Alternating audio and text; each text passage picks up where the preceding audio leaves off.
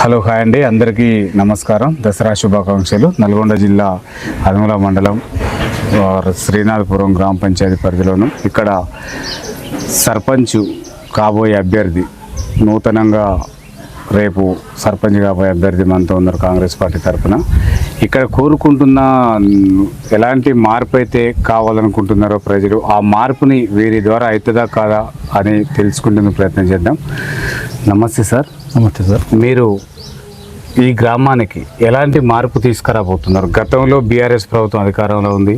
ఇక్కడ గౌరవ మాజీ ముఖ్యమంత్రి ప్రవేశపెట్టిన పథకాలు చాలా ఉన్నాయి, కానీ డబుల్ బెడ్రూమ్ ఇల్లు, బీసీ బంధు రాలేదంటున్నారు. మరి మీ 6 గ్యారెంటీలు అమలు అవుతున్నాయా, కావట్లేవా? ఏం చెప్తారు వాళ్ళకి మీరు? ముఖ్యంగా గత టీఆర్ఎస్ ప్రభుత్వంలో కన్నా ఇప్పుడు వచ్చిన కాంగ్రెస్ ప్రభుత్వంలో రైతులకు కానీ ప్రజలకు కానీ జనాలకు అందుబాటులో ఉండి ఇప్పుడు కొత్తగా నూతనంగా ఇప్పుడు రేషన్ కార్డులు కానీ, ఇందిరా మిల్లు కానీ, రైతు బంధు కానీ, 2 లక్షల రుణమాఫీ కానీ, మహిళలకు ఉచిత బస్సు అందరికీ అందే విధంగా చేసిండు. ఉచిత విద్యుత్ ఇచ్చిండు, కరెంటు బిల్లు లేకుండా జనాలకు. ఈ 6 గ్యారెంటీలు అమలు చేసిన ఆర్థిక లోటు ఉన్నా కానీ జనాలకు అందే విధంగా చేస్తుంది గత మన కాంగ్రెస్ ప్రభుత్వం. ఓకే సార్, ఇక్కడ గతంలో చేసిన అభివృద్ధి ఏ విధంగా ఉంది అంటే డబుల్ బెడ్రూమ్ ఇల్లు కానీ, బీసీ బంధు కానీ, దళిత బంధు కానీ, కళ్యాణ లక్ష్మి, చాలా పథకాలు ఉన్నాయి. ఎంత మేరకు ఇక్కడ లబ్ధి చేకూరింది అంటారు? ఇంతవరకు అయితే మా ఊర్లో దళిత బంధు వచ్చింది లేదు, ఇంతవరకు ఎవరికి ఇచ్చింది లేదు. గత ప్రభుత్వం కన్నా ఇప్పుడు ప్రభుత్వాల కన్నా ఇప్పుడు కొత్తగా మాకు ఇందిరా మిల్లు ఇచ్చారు, రేషన్ కార్డులు ఇచ్చారు, అన్ని ఇచ్చారు. మా గత ప్రభుత్వం చేసింది ఏం లేదు. గత ప్రభుత్వంలో రోడ్లు కానీ, వాటర్ ట్యాంకు కానీ, చెక్ డ్యామ్లు కానీ, డాంబర్ రోడ్లు కానీ గత ప్రభుత్వంలో చేసిన, ఇంతవరకు వీళ్ళు చేసింది ఏం లేదు. టీఆర్ఎస్ ప్రభుత్వం అంటే ఇప్పుడు 6 గ్యారెంటీలలో ఒకటైనా ఉచిత బస్సు. అవును.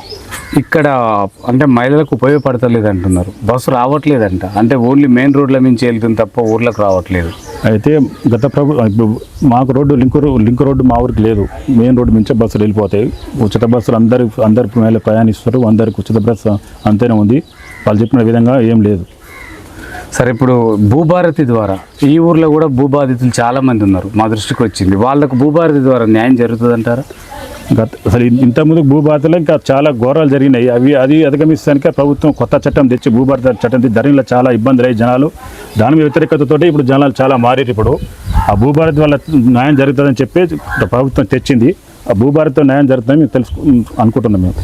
ఓకే సార్, అంటే సర్పంచ్ ఎన్నికలు జరగక ఒక 1 year వస్తుంది. అవును. అభివృద్ధి లేదు, పారిశుద్ధ్యం మొత్తం కుంటుపడింది, కేంద్ర నిధులు లేవు, ప్రజలు మొత్తం కూడా అతలకుతలం అవుతున్నారు. ఇక్కడ ఉన్న స్థానిక ప్రజలు ఏ సమస్యలు ఎవరు చెప్పాలనో అర్థం కాని పరిస్థితి. మరి వీళ్ళకి ఏం చెప్తారు మీరు ప్రజలకి? వాస్తవానికి ఇప్పుడు 2 సంవత్సరాలు కావస్తుంది ఎలక్షన్ కాకపోవడం. అది గ్రామ పంచాయతీ కార్యదర్శి సొంత నిధులతో చేస్తారు. దానికంటే మేము ఊర్లో సహకారం కోసం వీధి లైట్లు కానీ ఇబ్బంది అయినప్పుడు మిగతా కొద్దిగా తోడ్పాటు చేసి జనాలకు అందుబాటులో ఉన్న విధంగా మేము ఖర్చు పెట్టుకుంటా లైట్ గిట్ట వేపిస్తున్నాం. జనాలకు ఏ విధంగా ఉపయోగపడాలి, ఇప్పుడు కరెంటు స్తంభాలు లేకుండా కరెంటు స్తంభాలు వేపించినాం, వీధి లైట్లు వేపించినాం. జనాలకు ఇబ్బంది అయినా వాళ్ళకు ఏదైనా ఉన్నా మేము చేసుకుంటాం. ఓకే సార్, ఇక్కడ అంటే పంట చేతికి వచ్చే టైం అయింది, ఐకేపీ సెంటర్లు ఇంకా ఏర్పాటు కాలేదు. అక్కడక్కడ పత్తి కూడా ఈ వర్షానికి ఖరాబ్ అయింది, వర్షాలు మొత్తం కూడా నేలమట్టం అవుతాయి. మరి ఎమ్మెల్యే గారు పట్టించుకుంటలేదు అంటున్నారు. వాళ్ళకి నష్టపరిహారాలు అంటే ఏమన్నా ఇవ్వచ్చు? అది తప్ప. అది ఐకేపీ కేంద్రాలు మా ఊళ్ళో రికార్డు. అసలు వాస్తవానికి ఐకేపీ కేంద్రాలు పెట్టి సమర్థవంతంగా బిల్లులు కానీ మంచిగా ఏ విధంగా తప్పులు లేకుండా చేసిందంటే మా గ్రామ పంచాయతీ మా శ్రీనాథపురం అది మంచిగా చేస్తుంది. దాంట్లో మా తప్పు అనడం అది జేవీఆర్ గారి సారథ్యంలో మంచిగా ఆయన అన్నిటికీ మాకు సహకారం చేస్తుండు.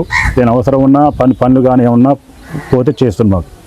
సార్, కాంగ్రెస్ కండ కప్పుకున్న వాళ్ళకే ఇందిరమ్మ ఇల్లు అనేది ఇక్కడ ఒక టాక్ నడుస్తుంది, వాస్తవం అంటారా? ఊర్లో వాస్తవానికి ఎంక్వైరీ చేయండి. అసలు టీఆర్ఎస్ ప్రభుత్వంలో ఉన్న వాళ్ళకి ఇచ్చారు, లేని వాళ్ళకి ఇచ్చారు చాలా వరకు. ఆ కాంగ్రెస్ ప్రభుత్వంగా టీఆర్ఎస్ ప్రభుత్వం కాదు అది.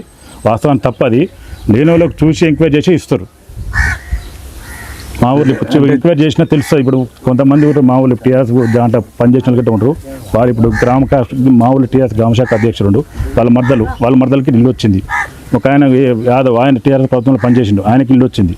చాలామందికి ఆ ప్రభుత్వం ఈ ప్రభుత్వం లేని వాళ్ళకి మాత్రం ఇల్లు ఇస్తారు. సార్ బీసీ వర్గీకరణలో చాలా వరకు అవకతవకలు జరిగినాయని చెప్పేసి అంటున్నారు, ఎంతవరకు వాస్తవం అంటారు? బీసీ వర్గీకరణ ఇది అది మన అది పెద్దవాళ్ళు చేసిన నిర్ణయం, అది ఇంతవరకే తప్పు చేసింది జరిగింది ఏం లేదు. వాళ్ళు రిజర్వేషన్ ప్రకారం వాళ్ళు తీసుకొచ్చి చేద్దామని చేస్తున్నారని చెప్తున్నాం. సార్ ఇక్కడ నోముల నరసింహయ్య గారు లేక భగత్ గారు చేసిన అభివృద్ధి తప్ప జానారెడ్డి గారు చేసింది ఏం లేదు, ఇప్పుడు వచ్చిన అతను కుమారుడు చేసిన అభివృద్ధి కూడా ఏం లేదంటున్నారు ఎమ్మెల్యే గారు, వాస్తవమేనా? నిజం అది. అసలు జానారెడ్డి కాదు, నోముల నరసయ్య నోముల భగత్ చేసింది కాదు. జానారెడ్డి కుందూరు జానారెడ్డి కాంచి చేసిన పనులు ఏమన్నా ఇంతవరకు మా నాన్నగారికి సర్పంచ్ గ్రామ సర్పంచ్ చేసిండు. మా నాన్న గ్రామ సర్పంచ్ చేసినప్పుడు కానీ ఇప్పుడు చెక్ డ్యామ్లు కానీ ఊళ్ళకి డాంబర్ రోడ్డు కానీ వాటర్ ట్యాంకులు కానీ నీళ్ళ వసతులు లేకుంటే గ్రామాలకు లింక్ రోడ్లు కానీ అన్ని వసతులు చేసినవి అయ్యే ఉన్నాయి, ఇంతవరకు కొత్తగా చేసినవి ఏమి లేవు. సార్ అంటే సన్న బియ్యం కూడా రేషన్ కార్డులు అయితే ఇచ్చిర్రు, కానీ అంతే తుప్పు పట్టిన బియ్యం, తర్వాత పురుగుల బియ్యం ఇస్తున్నారని చెప్పేసి అంటున్నారు. అది లోపం మీద కేంద్రంగా అసలు రేషన్ కార్డులో ఫుల్ సక్సెస్ అయ్యారు సార్. అది వాస్తవానికి సన్న బియ్యం ఇస్తూ రేషన్ కార్డు ఒక్కొక్కరు 10 సంవత్సరాలు 20 సంవత్సరాల నుంచి రేషన్ కార్డు రానోళ్ళు ఇలా మాకు ఈ కాంగ్రెస్ ప్రభుత్వంలో రేషన్ కార్డు వచ్చింది చాలా ఆనందపడుతున్నారు. రైతులకు గిట్ట పాపం లేని వాళ్ళు గిట్ట పాపం బియ్యం దొడ్డు బియ్యం తిన వాళ్ళు సన్న బియ్యం తిని ఆనందపడుతున్నారు సార్. అది మాత్రం ఫుల్ సక్సెస్ సార్. అది సార్ ఇక్కడ రైతులు వేరే పంట పెట్టాలంటే భయపడుతున్నారు, కోతులు పెడితే బాగుంది, ఓకేనా, ఎప్పుడు వచ్చినా తెప్పలు వచ్చి చేసిన పంట నాగం చేస్తున్నాయి అంటున్నారు, మరి నిర్మూలన ఏం లేదా? వాస్తవానికి కోతుల బెడ్డ ఉండే సార్, ఇదివరకు ఉండే తగ్గిపోయినాయి.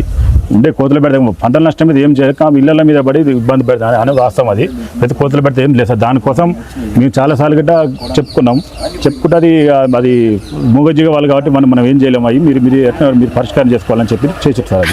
అది సార్ ఇక్కడ ఈ వీధి కుక్కలు కూడా సార్ చాలా వరకు చిన్న పిల్లల్ని కానీ మహిళల్ని కానీ పెద్దోళ్ళని కానీ కరవటం జరుగుతుంది, మనుషుల కంటే ఎక్కువ అవే అవుతున్నాయి అంటున్నారు సార్. మరి ఆ నిర్మూలన కోసం మీరు ఎమ్మెల్యే గారి దృష్టికి తీసుకెళ్లారా? తదుపరి మీరు గెలిచిన తర్వాత వాటిపైన ఎలాంటి చర్యలు చేపట్టబోతున్నారు? వీధి కుక్కలు ఉన్నది వాస్తవమే సార్. ఇదివరకు వీధి కుక్కలకు అయితే ఇంజక్షన్ వేసి సావదంగి అది వద్దని చెప్పి ఆపిర్రు. వీధి కుక్కలు ఇంతవరకు అయితే ఎవరి మీద దాడి చేసింది ఏం లేదు. అది కూడా మీ సార్ ఎమ్మెల్యే సార్ దృష్టికి తీసుకుపోయి సార్ ఇట్లా ఉంది సార్, ఇబ్బంది ఉంది, దానికైనా పరిష్కారం చెప్పని అడుగుతాం సార్ మేము. సార్ ఇప్పుడు మీరు ఏం అంటే ప్రజలకు ఏం చెప్పి మీరు ఓటు అడుగుతారు? మీకు ఎందుకు ఓటు వేయాలి ప్రజలు అంటే ఏం చెప్తారు? మేము ఇప్పుడు పార్టీ తరఫున కాంగ్రెస్ పార్టీ తరఫున చేసిన మంచి పనులు చేసి, గతంలో మా నాన్నగారు మా గ్రామ సర్పంచ్ చేసిండు, ఆయనకు చేసిన మంచి పనులు చేసి జనాలకి చేస్తాం, ప్రతినిత్యం అందుబాటులో ఉండి వాళ్ళకి ఏ సమస్య వచ్చిన ముంగలు నడిచి చేస్తాం సార్. అది సార్ ఇప్పుడు ఇక్కడ ఉన్న ప్రజలు కూడా మొత్తం విద్యా వైద్యం కోసం బాగా మొగ్గు చూపుతున్నారు సార్. చదవడానికి ఒక లైబ్రరీ కావాలంటున్నారు, ఓకేనా, సరైన వైద్యం కావాలంటున్నారు. మరి వాళ్ళకు మీరు ప్రజలకు ఏం చెప్తారు? మీరు రేపు సర్పంచ్ అయితే ఆ విద్యా వైద్యం ఏ విధంగా అందిస్తారు మీరు? ఇప్పుడు ప్రజలకు విద్యార్థులకు గ్రంథాలయం కోసం చేయాలి. అది పెద్దల సహకారంతో ఏదో దాతల సహకారంతో గ్రంథాలయం ఏర్పాటు చేస్తాం, వాళ్ళకి ఇబ్బంది లేకుండా చేస్తాం సార్. ఓకే సార్, ఇక్కడ అంటే మొత్తానికి ప్రజలు కోరుకున్న మార్పు వచ్చిందంటారా? వచ్చింది సార్, 100% వచ్చింది సార్. ఇదివరకు కానీ ఇప్పుడు గ్యారంటీగా వచ్చింది 100%. జనాల మార్పు వచ్చింది, జనాలకు తెలివి వచ్చింది, ఎవరికి ఓటు వేస్తే ఏ విధంగా జనాలకు సేవ జరుగుతుంది, మంచి జరుగుతుంది ఆలోచన జనాలు చాలామంది సార్. ఇదివరకు ఒక నాయకుడు చెప్తే ఓటు వేసే పరిస్థితి లేదు సార్. సార్ ఇక్కడ ప్రజలు కూడా ఏంటంటే రేపు ఎలక్షన్లు వచ్చినాయంటే ప్రజలకు పండగ. అవును, ఎందుకంటే మద్యం దొరుకుతుంది, మనీ దొరుకుతుంది, ఓటు కింద ఇస్తారని చెప్పేసి. అవును సార్. ఆ వ్యవస్థ మొత్తం పోవాలంటే మీరు వాళ్ళకి ఏం మార్పు తీసుకురాపోతున్నారు? జనాలు ఆశపడితే ఇప్పుడు మందు మా పైసలు అంటారు కదా, అటువంటిది లేకుండా జనాల మంచితనం చూసి వాడు పని చేస్తాడా చేయడా, వీడు జనాలకు సేవ చేస్తాడా చేయడా అని చూసి ఓటు ఏమని చెప్పి అడుగుతా సార్ నేను. సార్ ఇంకోటి కూడా ఇది కీలకంగా మనకు ప్రజలు మా దృష్టికి తీసుకొచ్చారు సార్.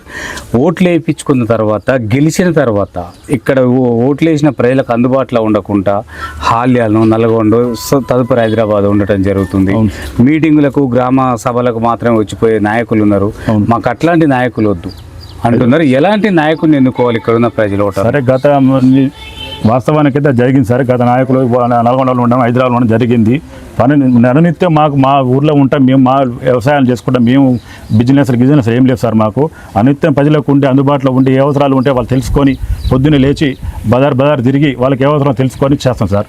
మా ఊర్లో గిట్ట కరెంటు పోతే గిట్ట ఏదిపోయినా మీ ముంగలు నడిపి వ్యవహారం చేస్తాం సార్. ఏదైనా ఇబ్బంది అయినప్పుడు మీ ఓటర్లకు ఏం చెప్పదలుచుకున్నారు? ఫైనల్గా మీ ఓటర్లకు ఏం చెప్పదలుచుకున్నారు?